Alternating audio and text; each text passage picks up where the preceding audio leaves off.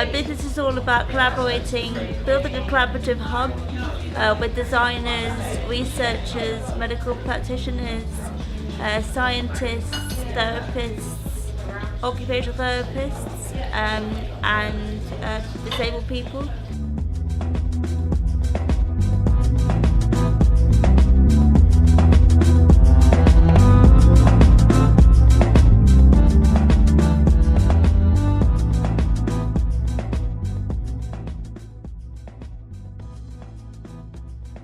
Saying it's time for you to stand up.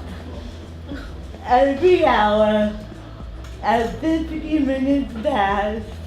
Have you stood up lately? Why don't you take a walk? Now would be a good time to get some exercise. Hour after hour after hour. Now, to be clear, I can stand. I was born with cerebral palsy.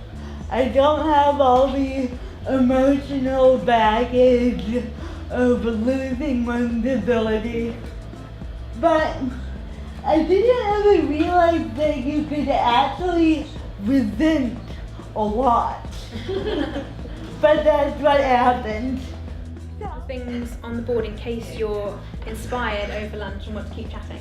A couple of other things you might want to think about is how, I'll write them in the board in a sec, how you install your product. If it's, like in your case, it's a physical item, maybe less so for the adaptive glasses, but how a user would set it up and get it functioning in the way that you want it to function.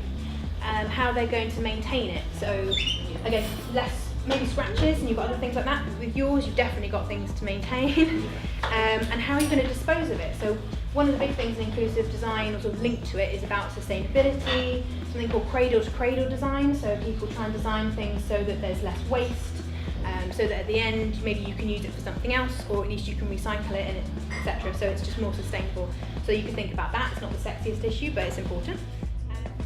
So you end up with better products, they'll be easier to use. And also the team, so you guys had a focus on it being more inclusive.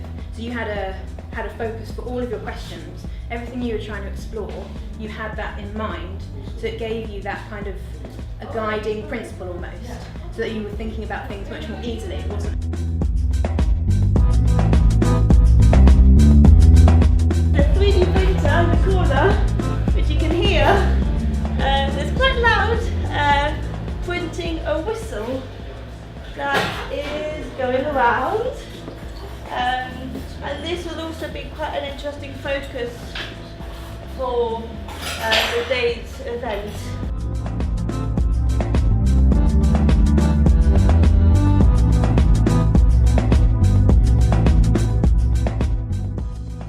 There's three things machines don't do very well, and it will take them a very long time to get there, and when they do, well, that's a whole different world. But the three things they don't do very well is they don't have empathy, and they don't understand empathy.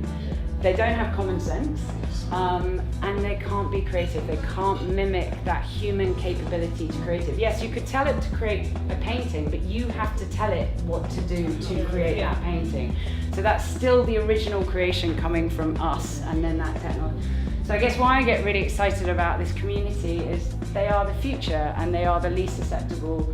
And I also get really excited because everyone is creative. So I use creativity a lot, and some people are like, I'm not creative. Everyone's creative. It's just a human trait to be creative. I think it sort of gets thrown out of us a bit at school, but we're all creative. And I felt like the day was really successful, and I felt like it was also a really, really engaging and insightful day, and we learned a lot. We had lots of information and feedback from people that came in, and I hope to do more of these.